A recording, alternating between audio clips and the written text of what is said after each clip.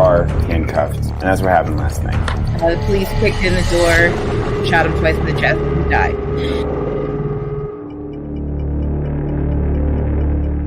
Before you knew it, we had 500 families. We had over 100 volunteers calling us. We were on the phone constantly.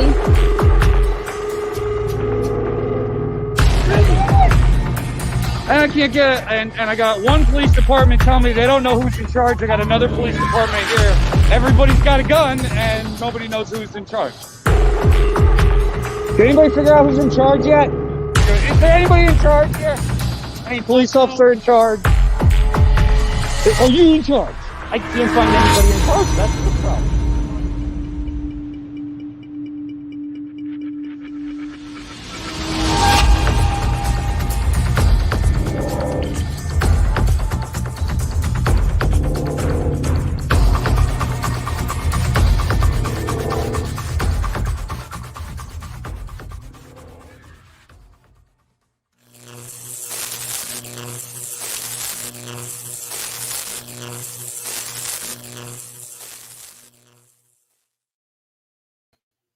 Hi, everybody. Thank you for watching or listening to the Revolution Radio Network, and this is the Idavox Report.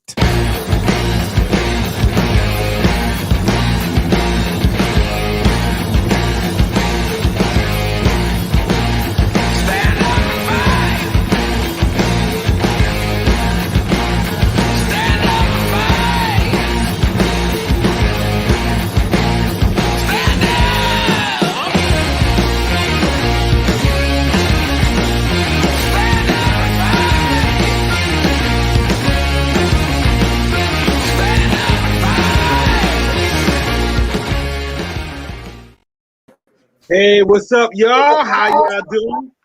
Hey, Brian. Hey, how you doing? How we doing, guys? Hey, Christian. Hey, that's a nice shirt, man. Look, he's going off the shirt already. Look at that. He's like, yeah, punch for Rahava, y'all. You always got the good shirts. You always got the good backgrounds. You always got all the good stuff there, Daryl. Always.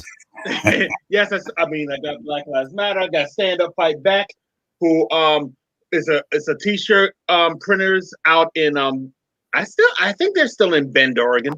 But they got all your Antifa needs. Just check them out. And of course, I got Skinheads Against Racial Prejudice flag that you can't see, and we're just awesome. And over here on the other side is the Anti-Fascist Action flag. But hi. Well, do you have like a big bin of things that you just go through before every show and just you pick out from all these flags and everything? I mean, you have probably the largest collection of activist nostalgia I know of, really. Oh, I still haven't. I mean, there's a few things. If anybody wants something in the background that I should put in the background, by all means, I'll out. I won't promise, because sometimes somebody will give me something that I just really shouldn't have in the background. I want you to put up a picture of you and Montel Williams. I think that would be great when you were on his show. Be right, I didn't even get a picture of. I didn't get a picture with him. I got a picture of me at the logo outside the studio. That was maybe that was my second national television appearance. Oh wow! The first one was Fox News. Oh boy, lucky you. And it was just like, and it was the last time I was on Fox News, actually. I mean, but I did around that time. I was in some weird situations. I was on Fox News. I was on Montel. I was on a current affair. I was on that, and then everything just went quiet for a little bit, and then I was on Rachel Maddow, and that changed everything. Everything. But and that's why I'm here today, getting everybody to watch this and listen to all of us talk about the issues of today. And as we know, the only issue that everybody's talking about right now, besides this crappy ass snow here in Jersey, that's still here, and probably in Maine too, Brian. But also we're here to we got the impeachment. We got the impeachment trial. It's going to go forward now by a vote of 56 senators to 44 senators. 6 Republicans shifted over to the winning side. They decided, yes, we are going to go forward with the impeachment. Trump is not happy with his attorneys. Yeah, I mean, these are the same attorneys that already misspelled some of the paperwork. I don't know if you saw that, but I think they're up to misspelling the phrase United States about 3 times at this point. I don't know if any of you saw it. Yeah, I watched that travesty on C-SPAN. And I'll tell you this, I watched it and I have made a commitment after I watched it to not watch any media on it before we spoke because I wanted it to be unfiltered. I wanted to make sure that I didn't come here with MSNBC slant or Fox News, anybody's slant. This is what Brian saw. I saw the Democratic guy, get up there. Start off with a video, a very emotional video, a very impactful video, a video that grabbed you and made you realize the enormity of being in that situation. And for all it's worth, then listen, look, I feel weird as a revolutionary, kind of like watching this and like watching the state do its job. Because at this point, the way I look at it is like I've got a bunch of Nazis coming after me, and the state is in the way.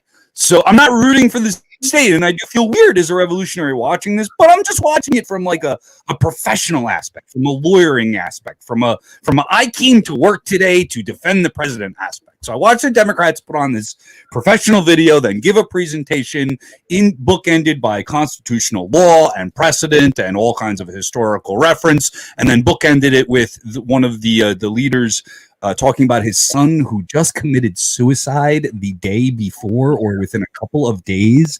And he had brought his family to the Capitol and told them they would be safe there. And they wound up held up by this mob in an office and scared that they were all going to die.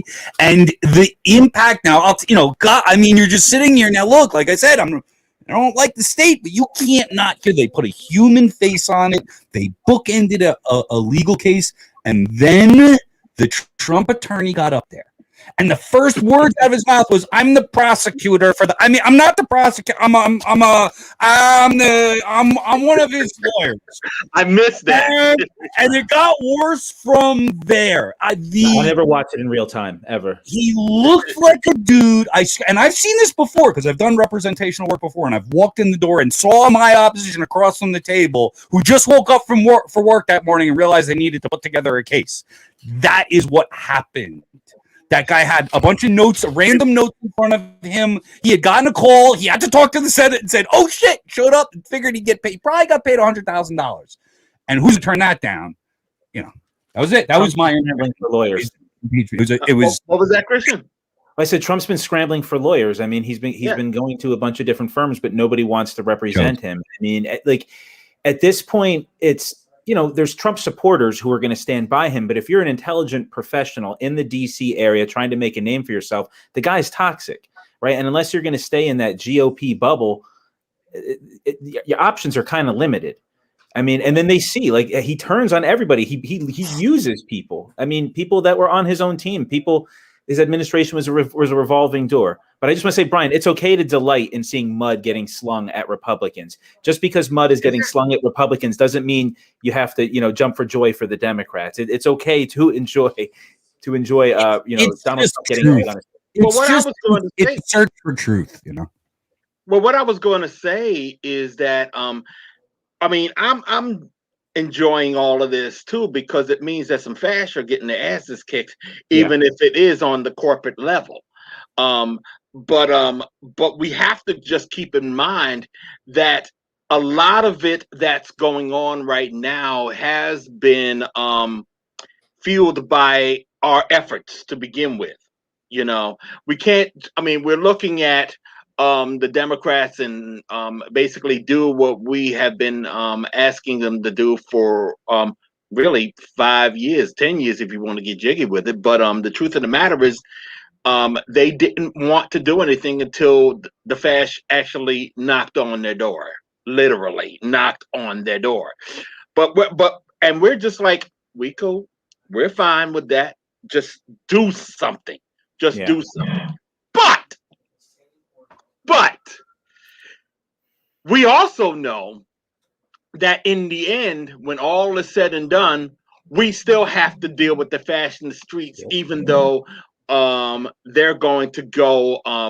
They're basically just going to put it in their rear view, and then, in many respects, become the fascists themselves. Yeah. We are going to have to deal with the fact that we have a corrupt political process, a corrupt political system. And as much as we wanted Trump out of there, we still have problems with elected officials from both parties. One particular problem person is a guy by the name of Ted Wheeler, and he's the mayor of Portland. And basically, kind of like, he's an authoritarian. I'm just going to just put it out there like that. He's a straight up authoritarian, and he basically just rules Portland with an iron fist, except for the fact that his biggest problem is anti-fascists out there basically pouring water on that fist, trying to make it rust.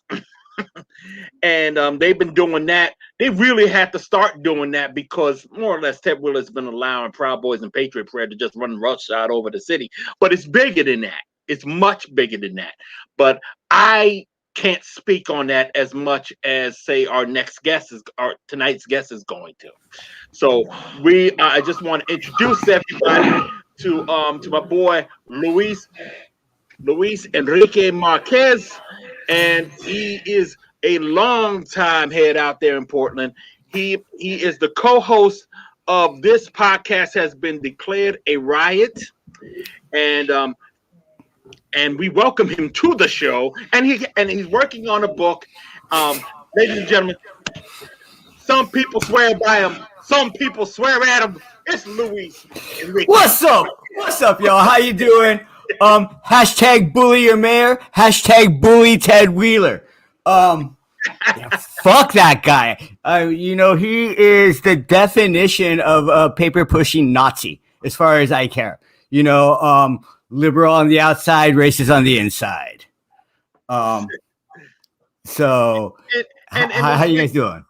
Oh, we're doing good. Now that you're here. Now that you're here. I mean, I wanted you to have the show because, you've had me on your podcast from time to time, and this is kind of like payback for that, which means I have to get your host on the show, but your other co-host on the show at some point. But really, honestly, we can't talk about anti-fascism and the fight that anti-fascists have without having somebody from Portland here, because Portland in many respects is ground zero. It really is, and it's been ground zero for decades. Those that came before us that have transformed Portland from the racist hellhole that it was to the liberal hellhole that it currently is. Without the militants that came before us, what's happening here now couldn't happen. But other than that, we are kicking the shit out of the Proud Boys up here, aren't we? They know they're in a fight when they come to Portland. They know they're in a fight when they come to Portland, and that's one of the things I want to get to. Before we do, I want to talk about those militants that came beforehand, though, because Portland started really blowing shit up back in 1989. No, let's take that back to 88 when it really happened. When why can't I say his name all of a sudden? Mullah Saral was murdered by Eastside White Pride.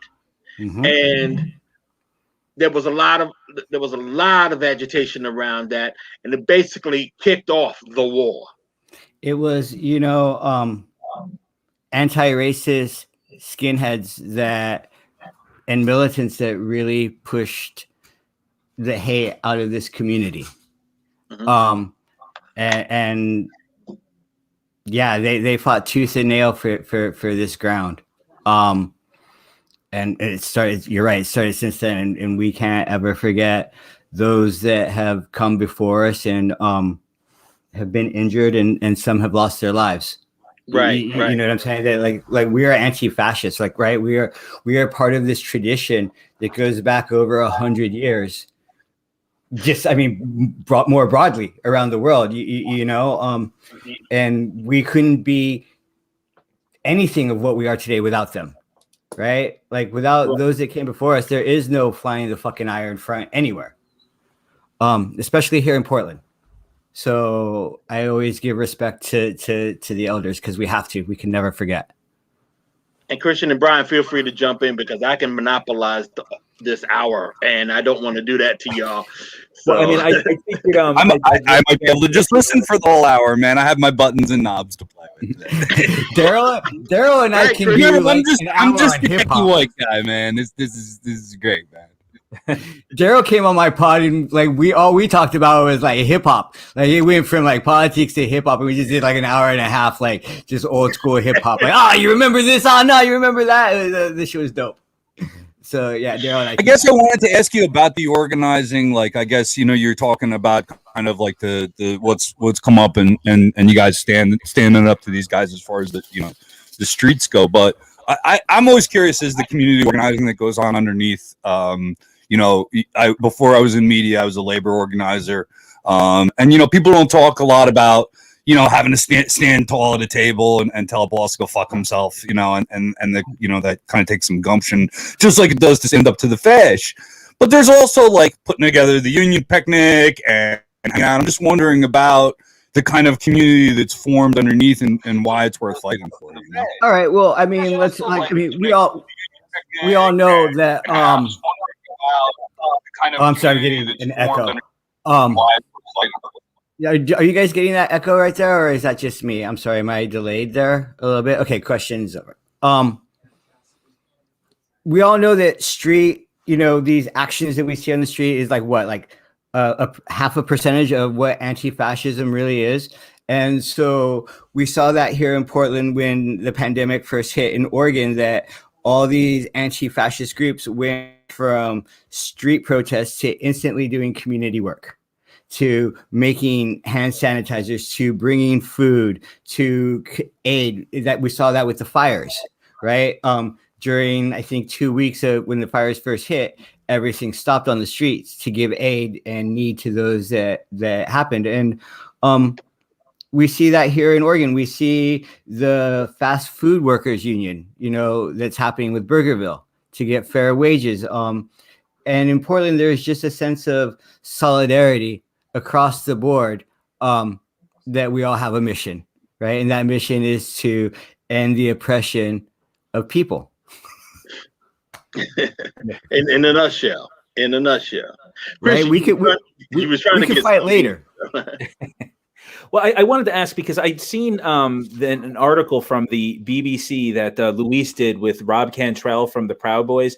Number one, I just have to say there's this fascination I have with like trying to bring people together that have no desire to ever be together, right? Like in the article where they say Rob asked Luis to take his sunglasses off, and Luis says, no, it went downhill from there. Like that was hilarious. I'm like, these guys have no desire to be together.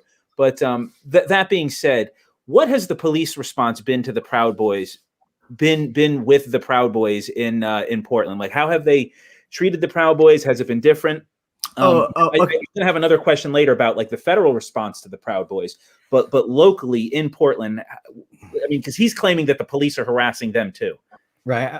Yeah, I remember that. So I guess I can sum that up in a nutshell. There was one action here in Portland. I was arrested by 200 police officers. Okay. I'm 5'6", bro. 200 police officers.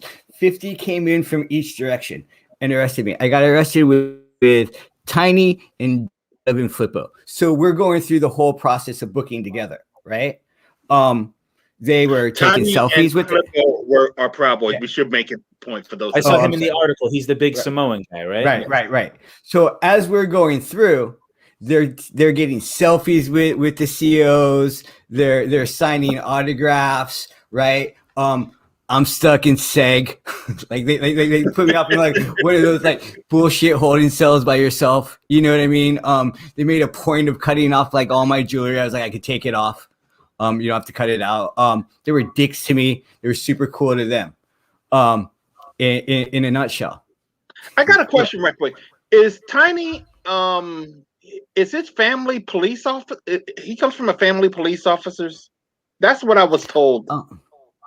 I mean, I've never necessarily heard that. I don't discount it though. Right?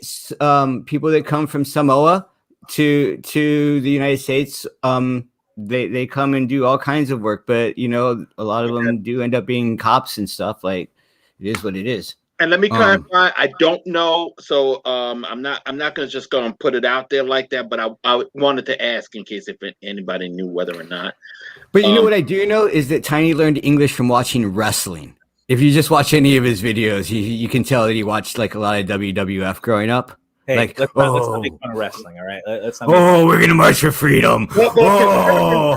Considering that the people who run WWE, now it's called WWE, are now huge Trump supporters. Oh, they've always been. Yeah, always. So, yeah. I'm not going to take it down. Just imagine what Tiny would be like if he was listening, if he learned English from something like, I don't know, X-Men. Oh no! Now that might have gotten worse.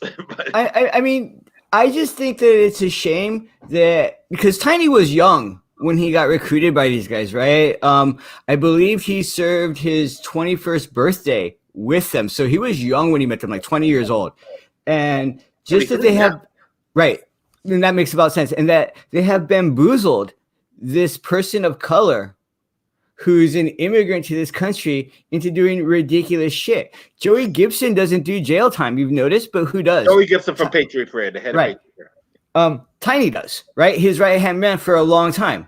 That Tiny just gets bamboozled by these groups that ultimately hate him. Right? Like, I don't know, Christian, Daryle, when they're camps and we're all there, Tiny's going to be there with us. Yeah, and that's one of the things I keep trying to tell people all the time. It's like, do you realize that you're sitting there talking about how there's solidarity, how there's how they love you, how they're not looking at your color, but I do. That's because I'm looking at what they're looking at better than you are looking at. You are right. They're walking around talking about a second civil war with guns, and it's like, well, who do you think's on the other side of that civil war? Do you think they're going to start splitting hairs when they start going through black and brown people? Who's a Trumper, who's not? You know, who's a Cuban from Miami and who's not? They're not going to do that. They don't care, and they have these tokens jumping around in front of them, like Ben Carson nationally or whoever is running around with these Proud Boys. It's this is what we get. I try to explain to people a lot that hey, collaborators come from the oppressed classes. Right. So there are going to be the Ben Carsons. There are going to be the Tinies. Right. There are going to be that ridiculous group, Latinos for Trump. Right. Because there are always those that are willing to sell out their own kind for a bit of Judas gold and a bit of what they think is juice. But you know what? They end up in the same goddamn camps at the end of the day as we all do. The only one here that doesn't end up in a camp is Brian, and he better be there because of solidarity. You know, Brian will be in a camp because he is in solidarity with us. That's what I'm saying. I've done some project engineering. I may be trying to tunnel my way in. This is very.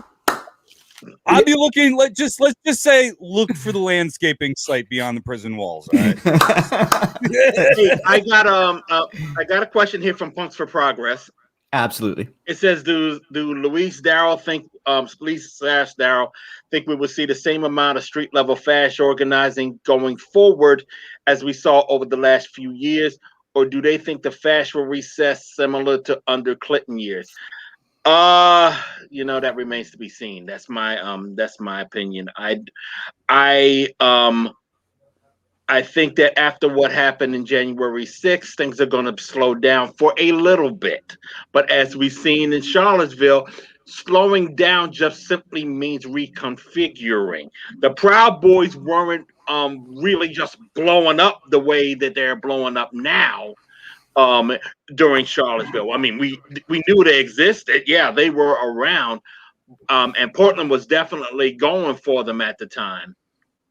But but now it's really just ratcheted up since Charlottesville. So we're going to see a reconfiguration. A lot of the people who were in like you see now, the Proud Boy chapters are like abandoning the national leadership because Henry Tarrio is outed as a federal informant, and so that means that they may go under a different banner. They may have a different look. They will. I don't think the Proud Boy name is going to be relevant in a couple of months. I really don't. Not just because they're pissed off at Enrique, but because that's who they want when you're talking about the feds. That's when they go after the right-wing extremists right now.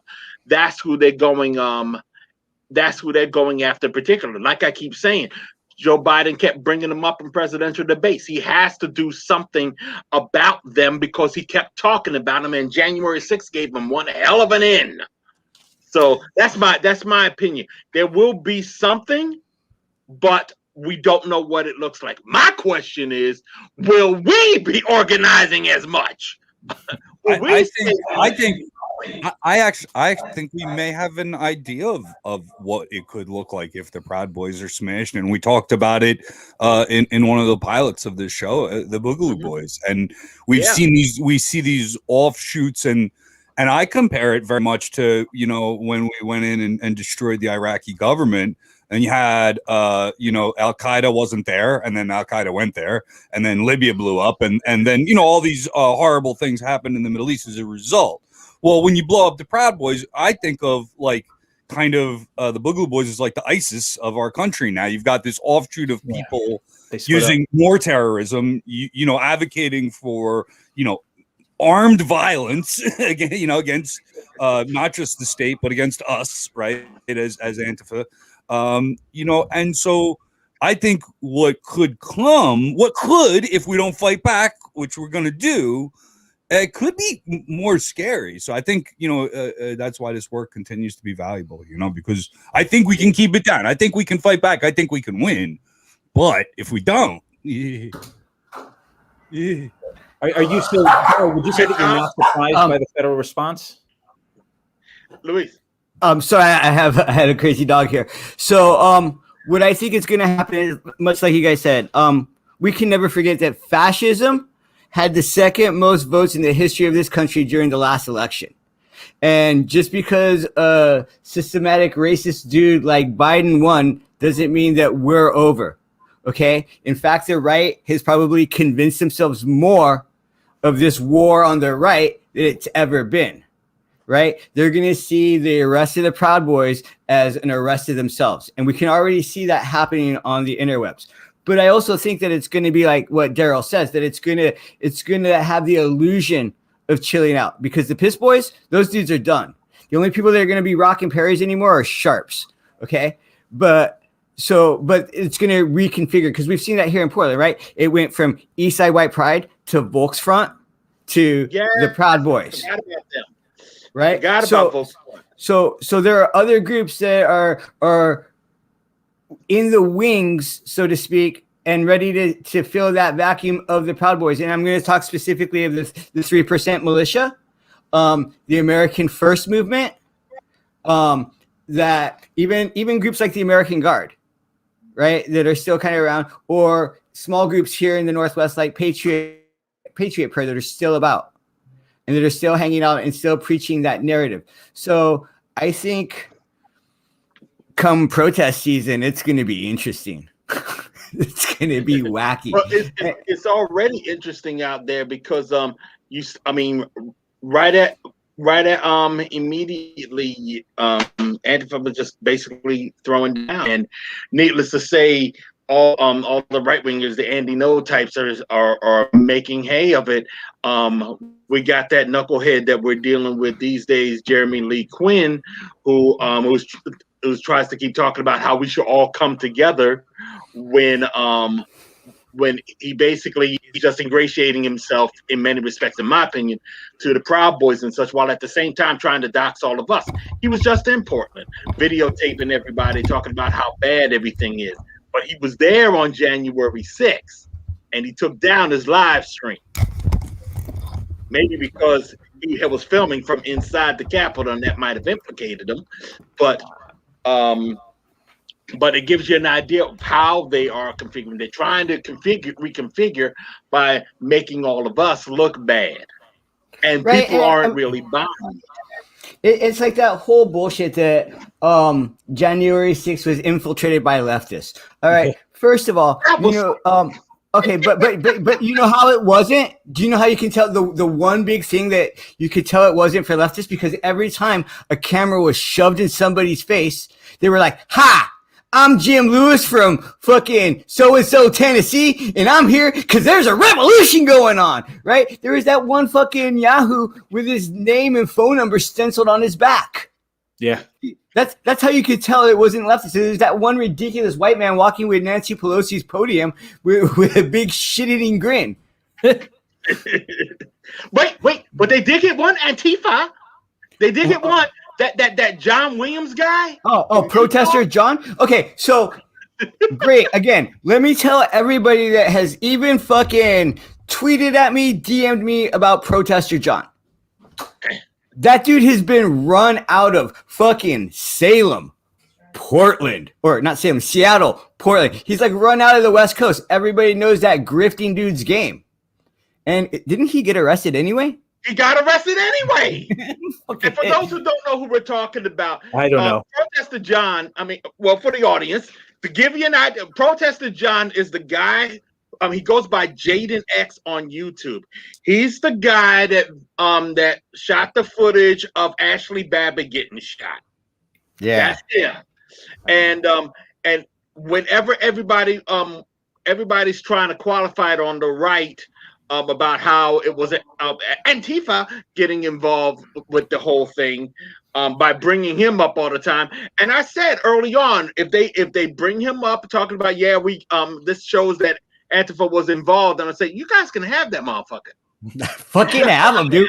One dude they can have. Let him sit in jail for about 100 years. And here's the thing about that lady, right? At some point, you figure you keep attacking the Capitol, what? They're not going to pull guns out? Yeah. Right? I don't know what that lady was thinking, because you can see in that video that they put that gun out beforehand, right? Another way that you know it's anti-fascist, because somebody points a gun, like we're probably going the other way. Like, right? Yeah. That's a gun. It's time to leave. But the gun...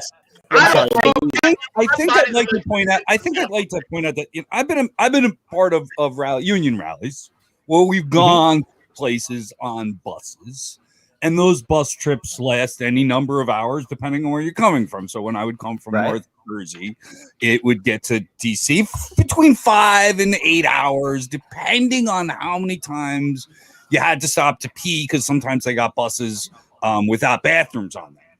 Also, the reason why that's a large time frame is because you drank enormous sums of alcohol on the bus trip on your way to DC. And I'm telling you right now that one of the most under-talked about parts of American history is just how fucking drunk we get before we do shit. Okay? Like, shoot each other in large quantities. And I'm telling you right now, on any side of any issue, whether it be labor strikes or the American Revolution or the Civil War, that the amount of alcohol or drugs consumed by opposing forces was a large factor in those things. And I'm guaranteeing friend, you talk about that. A lot of those rednecks that you saw saying, I'm Billy. I had a hat on like this too, right? I'm Billy and I'm brigade. Had taken one of these buses. Now it may have been on a rickety wheeled cart. I don't care what it was, but they were drinking. They were drinking. I'm not gonna lie to you. I fought fucking feds this summer. Okay, with what I was dressing. Okay, these dudes are looking like goddamn stormtroopers. I got a fucking maybe like a gas mask and like a fucking shield. Right? You think I'm not a little bit drunk, bro? Fucking seriously, there's a Vice video of me dancing on the front, and the guy's like, "What? You're dancing on the front line?" I'm like, "Dude, I might literally die right here, right now." So yeah, I'm a little bit drunk, and I'm for sure fucking stoned. Not enough to like impair me, but enough to like fucking take the edge off of a baton. That makes sense, right? Take the I've edge off. taken a few hits in my life, and I probably could have used a shot before I did it. You know, so what do you like to be shot with? Do you like to be shot with tear gas, pepper spray? Like do you like the use of batons, or do you like shields or police horses? I guess what do the cops give you a menu or something before they do it? I never got a request met. Well, I'll be your oppressor for the evening. What would you like to start? Yeah. Well, I've noticed that, like, you know, in Seattle, for example, like before actions pop off, the cops are really polite. You're like, move the fuck out of the way, pig. And they're like, yes, sir. Right. But then they're fucking like super brutal to you when that shit happens. In Portland, they're just fucking brutal from the get-go. Right. They're like, fuck you from the get-go. And, you know, because we have a history of racist Nazi cops. Portland police can suck a dick from the backside. That's just, you know, how I feel. All right. So let me just ask a question about Portland. Yes. So, I mean, these types never seem to go away, these white supremacists. I mean, you've been dealing with them for decades at this point. So, like, what is the deal with the local media, and how does the local media, like, respond to them, treat them? If these people don't seem to go away, are the Proud Boys looking for media attention? Are they all over local media? Like, what is the relationship between local media and the Proud Boys? Can you speak on that? Well, there's Andy No and other right-wing quote-unquote journalists. I guess I can say it this way, is that there was a murder of an activist here locally, Sean Keller, okay? Over almost 2 years now, almost 3 years now, that the police refuse to make an arrest in. The paper, the local paper, the Oregonian, could write article after article demanding justice, but yet silence, right? So, I mean, there's some good leftist publications here in the Northwest, but all the mainstream shit is going to be, at best, liberal, which is still anti-us.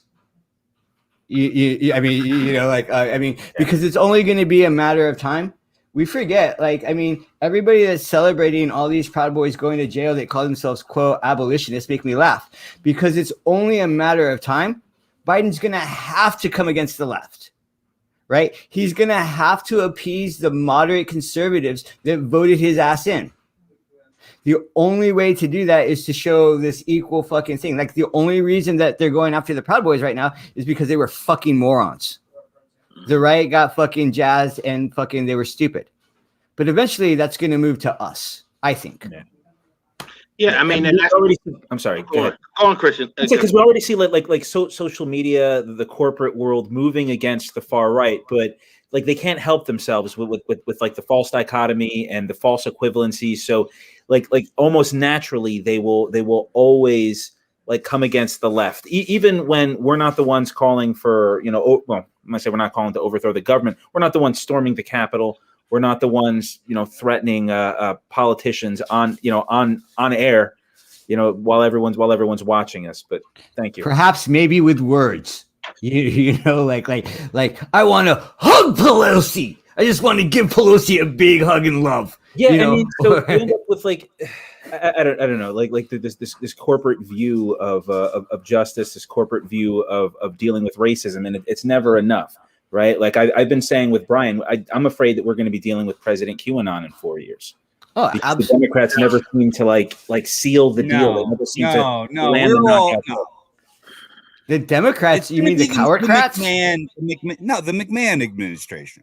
Get ready for the Vince McMahon administration coming to you after 8 years of Joe Biden. It's going to be WWF. I'm a big wrestling fan. Vince McMahon spent $50 million on two separate campaigns to get his wife elected to the Senate. So he wasted $100 million on two failed campaigns, yet he still will not give his wrestlers health care. Okay, wait. If you're a big wrestling fan, if you're a big wrestling fan, Oh, boy. name the Black Power group that was in the WWF. Oh, come on. That's the Nation of Domination. That Boom. was Okay. Ron Simmons. Come on. The Rock. Yeah, that's right. Generation X. There you go. Yeah. Vince McMahon, president, vice president, my pillow guy. Oh, yeah. Oh, my God. Did you see that video? Dream team, video? baby. Dream team. Did you see the video? No, but I am required to say that every time My Pillow comes up, that I'd like to thank my sponsor, My Pillow, for giving me wonderful sleeps of anarchy. My Pillow, the dreams of anarchy. Okay, I bought that pillow for my wife. It was terrible. See, it was a nice pillow for like a week, and I'm like, this is the worst pillow ever. I gotta tell you, I wouldn't have bought it if I knew he was a Trumper. I was like, oh, he was like a crackhead. Help the But he guy was out. also a crackhead. you know what, you guys are being really mean. What other crackhead makes a better crackhead pillow? I wouldn't let a chicken sleep on my pillow. You know, I have a My Pillow. I didn't burn it. In fact, like I said, they're our sponsors. But it's like, because here's the thing. That guy already spent the $25 that I spent on that pillow on crack like a long time ago, right? If I burn the My Pillow now, I'm just out the $25. He still got the crack. Use it, right? Now, here's where I must put the disclaimer in and say we are not dissing people who are recovering crack addicts. We are dissing. I'm getting ready to say Andy. No, we are dissing Mike Liddell because he's a jackass. Yeah, I have a lot of people, and we're zeroing in on him. Yeah. But to all of you guys who are all of you cats, and I'm not trying to be funny, but for all of you cats that are going through this shit and you're trying to recover, much love to you. But if your name is Mike Lindell, go fuck yourself. Absolutely. But I would like to say that to everybody with that struggle, like, y'all go through some funny ass shit. I know it's serious, but y'all do some like crazy ass, ridiculous crackhead stuff, dude. And but much love. You know what I'm saying? Like, I'm not. It's like if you had a landlord who was a crackhead, like that dude would be at the first, your door, like Dave Chappelle says, at the 10th, looking for rent. Oh man. And since I brought up Mr. No, hello. I say, we do know now he's no longer. The one thing that I said when I was in Portland, I made the point about how, he's a grift. He's a big time grifter now. He's basically been living off the fact that he got milkshaked on June 26th of 2019, and everybody is coddling him, and everybody's admonishing Portland for whatever happened, and he's basically made a career of that. But the one thing, and I said this in Portland, the one thing that was also done was he keeps his distance from the folks in Portland. Though he isn't rolling towards y'all anymore, and that's all you wanted him to do. Go away Now, Andy now lives in London. Yeah, that's what I was getting ready to say. He's back. He's now in the ancestral homeland of his fake accent, and Of the fatherland. Yes, he's in his accent's fatherland, and I'm wondering what brought him there. But because I wonder if he's worried about whether or not there's going to be some comeuppance. If he wasn't, but I don't know. But I mean, if we're going to speculate wildly, and like I said, if we're going to speculate wildly, I believe that Mr. Andy No could be there because the shagging your parents law in England are loose, right? I mean, but again, we're just speculating wildly. I don't know, though. But that's what I would suspect.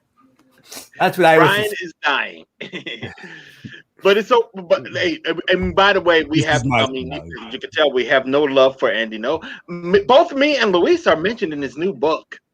I'm page 1 or 2, baby. What page are you? I don't know. I don't have the damn thing. Oh, that's right. I'll look you up. I got it on my iPad because I spent the $15 to get it. Here's the thing. Worst $15 I ever spent. I would have just stolen from the library. Yeah. Yeah. I think so. Do you want to talk about his book? They're out by the firewood. I don't think a library will put it in. I don't know why you would buy I mean, one. Well, we have to talk about the fact that the what? that it's actually getting slammed. I mean, basically, this is the most I've ever seen Andy No get just basically smacked around since the milkshake, and it's by people who should have been doing it for a very long time at this point. Right. Well, that journalist Jason Wilson, I think he has written the best article about Andy No's book. You know, and I don't know if you guys have read it or not. If you get an opportunity, I'm sure. I think he's at Jason Wilson on Twitter. But essentially, what he says is that you can't believe Andy's book because it's primarily about a group called Rose City Antifa. Okay, and Andy currently has $1 million lawsuit against Rose City Antifa. So you can't write this fair and balanced book when you have a lawsuit against somebody. It's ridiculous. You know? Yeah, but I tell you right now, I think, and bear in mind, the person who did the review for the Los Angeles Times is no fan of us, but is even less of a fan of the folks that we fight. And it was, I mean, the most pimp slapping assessment of this thing that Andy No wrote. He writes, less honest segments of the right will nevertheless argue the opposite. He's referring to something that he was writing about earlier, using No's book to pad their case. Greg Kelly, the Hannity wannabe anchor on Newsmax TV, gave the game away on January 15th when he complained that he was, quote, sick of hearing, unquote, about the Capitol riot. He then quickly pivoted to Antifa, deploying exactly the same argument No makes in this collection of words that I am legally required to call a book. Damn! That thing got fucked up right there. It's like my mic is over there. I just would have just went like... Ooh. Ouch. Well, no. The world is finally starting to realize Andy's a piece of shit and full of shit. Know what I mean? Yeah. You know, he thought he got a little bit of juice because he got a Zoom conference and, you know, he grifted white people out of $250K, right? Because here's the thing. Andy talks in his book, like the moment he gets milkshaked, right? It's so great. He says in his book, and a transgender person jumped in front of me and screamed, "You got owned!" Okay, so he says this in his book after he gets hit. But remember, when he got hit, he got a brain bleed, right? So there he is with a brain bleed, able to identify fucking not only group affiliation, but someone's gender, right? Like I mean, he's almost a superhero. Fuck. Do these people envision gangs of like trans people running around looking to beat up God-fearing white American? Like, yes. Oh, absolutely. You know what? I don't know where you guys are, but like from what I've heard, my city, like you would think that Portland is a city under goddamn siege. Yeah. Right? That like everywhere we go, it's worse than DC. Everything this summer happened in 2 blocks, bro. 2 blocks. Like, you go like 3 blocks away. Like there's a fantasy that goes along with right-wing males about being able to shoot people, and there's not enough people to shoot because most people are decent people and shouldn't get shot. So they imagine people that they can shoot, evil people, and that's how they hold their guns and be white and awesome. Oh, speaking of someone who got shot, right? Here's a little segue. So there was a right-winger here in Portland named Jay that took a bullet to the dome, right? Earlier in the summer. Oh, yeah. Okay. His friend is a man who's garnered some fame named Chandler Pappas. Okay. Who Chandler Pappas's only claim to fame was that he didn't defend his friend who died, as far as I care. Okay. But Chandler Pappas stormed our state capitol a couple weeks ago. But he has same day, January 6th. No, it was like a week or two earlier than that. A week or two earlier? Okay. Yeah. So anyway, but Chandler's out on bail now, and he has petitioned the court for him to be able to move to, go ahead, ask me where. Where? Arizona. Ask me what city in Arizona. Uh-oh. Where in Arizona? Where do you think? Oh, yeah, I already know. Maricopa County. He is asked to move to Chandler, Arizona. No shit. Where I believe he is going to join forces with the Golden Dawn Party and run for mayor, offering free gyros for a vote. That's wild speculation there on my part, though. But offering what? I don't know. Free gyros, as we call them out here, sounds like a win. I don't know. You might have a good platform. Free gyros for everybody. I might be down with that. Like, you'd want a Golden Dawn gyros? I'm gonna pass. No, I'm good. Right now, I'm good. I'm sorry, but I'm 350 pounds, and I'm never that hungry. Yeah, right. Oh, I told you this earlier, Daryl. Rufio, I forget Rufio's regular name. He was a Proud Boy. Ethan Nordine. Ethan Nordine. So Ethan Nordine, alternate arms of the Seattle Proud Boys. Yeah, well, not anymore. But guess what? Guess where he's going to now? Well, he was supposed. Well, I already know about that one because I wrote about it in a recent article. He was supposed to be going to Tennessee, but instead, tell us the story. Well, a local judge up in Seattle ordered his release, apparently, and he thought he was going home. But the feds came in, overrode that, and that dude's going somewhere. He is leaving Washington for D.C. For the other Washington. Washington. Now, Nordine also currently faces 33 years. 33. That's why they wanted his ass. Now, see, the thing about Ethan Nordine, he's in pictures basically leading the Proud Boys along with Joe Biggs. And right there with him is a guy out of Philly by the name of Zach Reel. People haven't really been talking about Zach Reel all that much yet.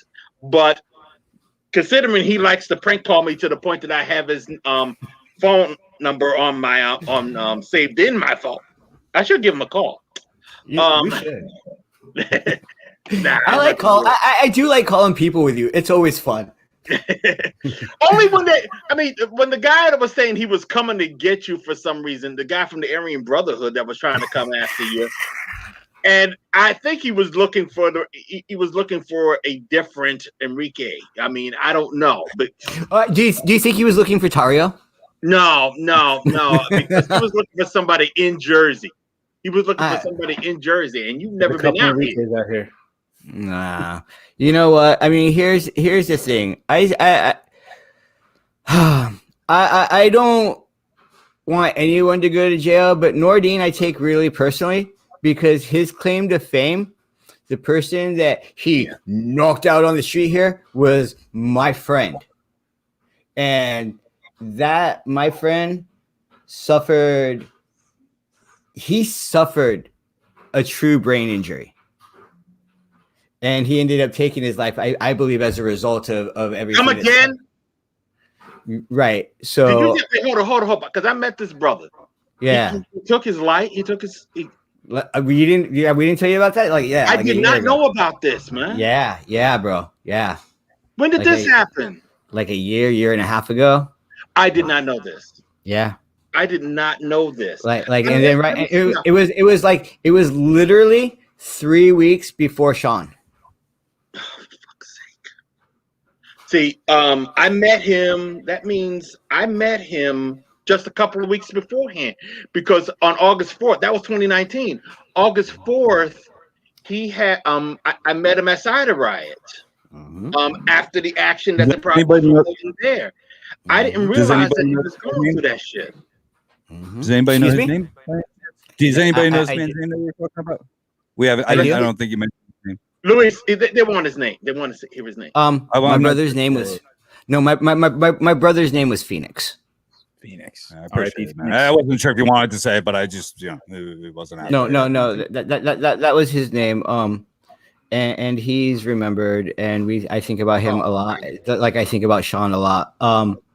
And that's the thing. So I didn't know this. If Nordine serves the whole 33 years, like I was getting into, like I'm really torn, right? Because I some justice has to happen for what he does, but like I mean, I don't want anybody to go to jail, but fuck that guy.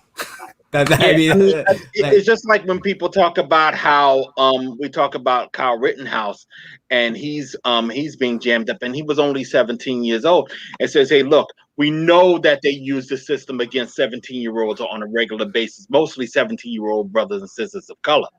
And but my attitude is, if we are going to change things, if we are going to fix this system, if it's going to be fixed at all, and it isn't going to be revamped, we're not going to start with these assholes. And you know what? We're not. And I mean, everybody that's crying about goddamn Kyle Rittenhouse, you know, first of all, fuck that dude too, right? Yeah. That bail jumping motherfucker. Because I mean, I don't know, dude. White kids are a really oppressed group. I've noticed, rich white kids. You know, and they need all the mercy in the world. But the point is like, you can't, you know, if my mom took me as a minor across state lines so I could go shoot people defending people of color, my brown ass would be in jail. Okay? And Ricky Schroeder, Mr. Silver Spoons. And Mike Liddell. Mike Liddell's behind everything. He's behind everything. Fucking just smoking crack. Let's get that guy out of jail. Fucking machines. Let's make a movie. Fuck yeah. Yeah. Like, he's behind everything, dude. Let's get to this question right quick. We only have a few minutes right quick. This is for all of us. Are the days of militant trade unions in the USA a thing of the past? Are trade union activists there organizing en masse to confront the fascist? Oh, yeah, right. We're run by the air. Question number one: are they a thing of the past? Yes. And are they actively organizing en masse to confront the fascist? No. No, I mean that's a whole. You gonna give that to your 2 minutes? No, trade unions are involved with blowing Democratic politicians. Okay, so here in Portland, I mean, I can't. I was on the inside of the union movement. And while there are some great union activists and there's some communists working in unions, there's kind of generally two schools of thought amongst union members. There are those that are kind of happy with union leadership and whatever, they get paid well and their benefits are okay. They're in the trades, skilled trades, making $30-$50 an hour, and they're good. And then there's a lot of lower paid union members whose leaders are, quite frankly, are scumbags like SEIU and CWA. And they go into the boss's door and they say, hey, if you let us have a union here, we'll sign contracts that are really shitty and we'll get dues and you'll make out and that'll be cool. And everybody's like, yeah, that's cool. And that's how they get their union members. Those are the majority of the political powerful unions. And that's it. The communists were run out of unions. I was terminated by a progressive labor union and framed. I can't look at the paperwork because they paid lawyers probably hundreds of thousands of dollars rather than give me a job as a revolutionary. So you know what? That sucks, because I do know that here in Portland, specifically June 4th, I want to say 2017, after he who will not be named murdered 2 people on a train here. That June 4th, when we stood against Patriot Prayer, it was the militant anti-fascists in Chapman Square facing off with Patriot Prayer, but over to the left we had hundreds, almost 1,000 like union members right there, and then to the right there was another block of like the ridiculous liberals, and fuck those people. But you know what I'm saying? So here in Portland, we stand with our unions, and I think that there have been elements of that. And I've heard in the ports, on the ports on the West Coast, there's pockets of real militant resistance, but in general, the union movement's a bunch of suckers who will sell your mom. Progress point. We need to take that power back, bro. People did point out something that we had written about back in the day. Saying the Longshoremen's Union in San Francisco was very much involved with the counter-demos against fascists we attended over the last few years. Longshoremen's Union do kick a lot of ass, so I'll definitely say that. But when you're talking about, say, Jersey, if Jersey I have to keep arguing with people about why you should take Brian Bradley's name off of a damn monument to fallen workers in Atlantic City. Brian Bradley, for those who don't know, was the founder of the Atlantic City quote unquote skinheads, and it was one of the first bonehead crews in New Jersey and one of the most violent. And they have his name on a on a monument to fallen workers because a couple of years ago, you're gonna love this one. He was working some concrete, trying to build one of our casinos here. Got struck by lightning. Wow. So, but they don't see that this is not somebody you should be paying tribute to. But that's just a small thing. Every time I hear it, I laugh. I'm sorry. You know what? Like, it's ridiculous the way that some of these fash people go out. Like Leo Stratton, when he went out here, that dude drives a ho-ho truck, had a heart attack, and his truck caught on fire. Right, his semi truck at like 3 a.m. That's how God took him out. Right? Can you imagine? You have a heart attack. Fucking your truck catches on fire of ho-hos, and you can't just open the door and fall out. Like, God wanted you to come home. Tony, I love you. I love you, Tony. Tony, come on over to America and help us organize this fucking mess of a trade union thing we got going on over here. Right? Let's get some power back to the people, right? Fucking all you leftists out there that think that it's over because Biden won. Oh, yeah, you learned the hard way. That shit's not true after January 6th. I want to. We're close to time. Matter of fact, we're going over a little bit, but I definitely want to send a shout out to the crew that we're working with these days, the Anti-Fascist Unity Coalition. Basically, we're a crew of folks that are just trying to basically put together events and reactions to anti-fascist events. To basically just get the message out, get the word out that the fight is still going on. At some point, we have a food drive that we do every first Saturday of the month. If you guys want to be a part of that, anybody listening want to be a part of that, you can just hit me up, dlj1peoplesproject.com, and all we want is just people just gathering food. I mean, just set up a donation spot for your local food bank or pantry or mutual aid organization. We'll just hype it up. Go to daysofunity.org if you want to learn more about us. We're going to try to do conferences. We're going to try to do movie festivals, productions, and Luis and others have been involved with it. And yes, it's basically the Anti-Fascist Unity Coalition. Now, when I'm on TV and I bring it up, I have to call it the AUC. But because it's anti-fascist AF, we call it AFUC. Yeah, yes, AFUC. We're in not so polite company, we call ourselves AFUC. So good group of people. Like AFUC is really doing a lot of good work, I'd like to say. I don't really subscribe to a lot of groups, except for my affinity group, but AFUC is really doing the work and doing some of the much needed work in the country. So I'm really happy to be a part of y'all. Thank you. And like I said, daysofunity.org is where you find us. And we're also on Twitter, International Anti-Fascist Unity Coalition, and on Facebook under that name.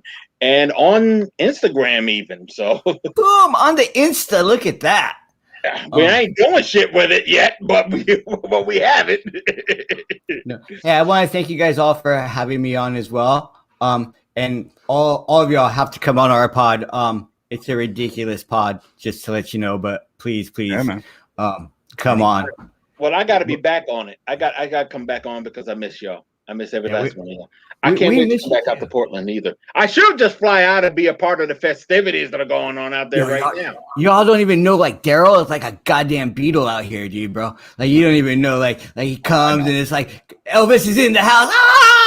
Fucking Daryle, we love you. People are like throwing their shirts at him and stuff. It's ridiculous. That's another title, from the father of doxing to the anti-fash Elvis. There we go. Holy shit! I don't know. You're the most. I don't know if Daryle ever told you, but he was out here and he had a guest on a pod, and god damn it, that B footage from that pod where Daryle was doing voices about being the grandfather of doxing and stuff like that. That was super good. I still haven't heard that. Get us some links. We'll stick them in the article. When we get the tab, man. Yeah, you gotta get it to brother. But I gotta tell you, as we sign off, though. Honestly, it's just like when I spoke in Portland, I basically said, you know what, I'm a fan of y'all, because while everybody else is trying to figure out how to get how to handle all of this, Portland was like, been there, done that. We're still doing it. I mean, what was my man Tony out at it's like Tony was from the UK was saying basic comments here saying, hey, we don't need any reason to go after Fash.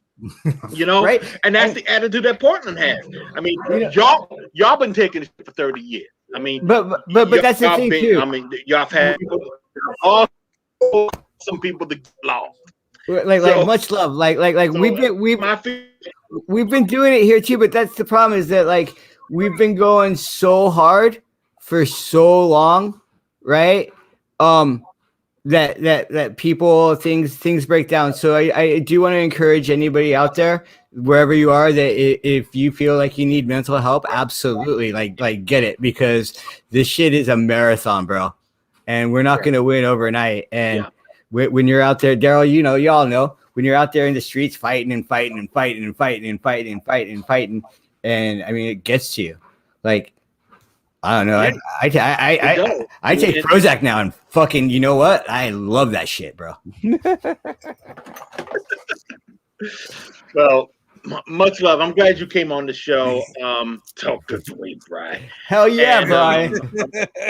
And yes, I will be on the show again. Hopefully, everybody else will be on the show. And everybody remember the name of the show, and I just threw the name out. This podcast has been declared. Yep, we had it out we there. give white people grief. That's it. We're good. We're good, right there. We gotta get out of here. Christian, I think you gotta get out of here. Thank you, Luis-Enrique, Marquez. Thank you. Thank you very much. And I gotta plug. I gotta organizer. I gotta plug my organizer training class before we go. So don't take us out just yet. I gotta plug Organizer 101. No, I'm not thinking about it yet. I gotta say mine too. Okay, good. So go to Organizer 101. I got them union organizing, trade, labor secrets and shit. I got a whole course. I give it. It's $20, or if you sign up to become a member of our editorial board, it's free. Go to www.njrevolutionradio.com and scroll down a little bit. You'll see Organizer 101. Organizer 101 with Brian Powers. I teach you how to form and develop communities of interest, do one-on-one contact training, and how to build kind of any type of movement you'd like to build. So it's the kind of basic building blocks, and I have a lot of fun with these classes. So check me out Saturday noon Eastern Standard Time, www.njrevolutionradio.com. Yes, that sounds really dope. And as for me, it is onepeoplesproject.com, Idavox, IDAVOX.com, Daryle Lamont-Jenkins on Twitter. If you want Idavox, is Idavox at Idavox OPP on Twitter. One People's Project on Twitter is One People's Project PROJ. We also, you can also find me on Instagram at Daryle Lamont-Jenkins, and we're 501c3. We love donations, and the more donations we have, the better chance I'll be out in your area. and also even get y'all to work for us, because I know a lot of people have been trying to see what can they do. I mean, people want to jump on board, and I really would like y'all to work with us. And but yeah. Well, what I'm thinking this summer and daysofunity.org. What I'm thinking this summer is maybe the two pods could get together and maybe do a tour, right? But that's just something to think about. And also, just remember #bully your mayor, right? Or #bully Ted Wheeler. You can find me at Luis the Leftist on Twitter, or our podcast is this pod has been declared a riot at Twitter.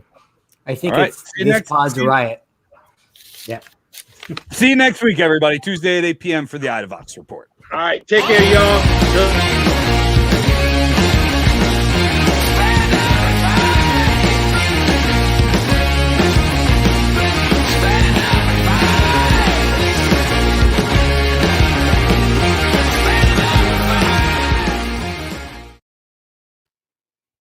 Mm.